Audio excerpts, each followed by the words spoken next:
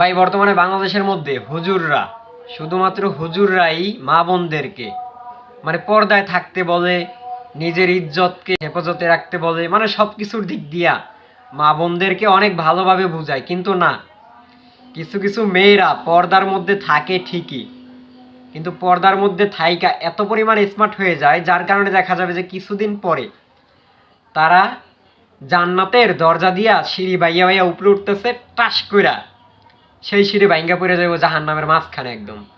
কারণ তাদের যে অভ্যাস, তাদের যে চরিত্র, বোরকার মধ্যে থাকার পরও যে সব ধরনের কাজকর্ম করে, তাতে এটাই স্বাভাবিক।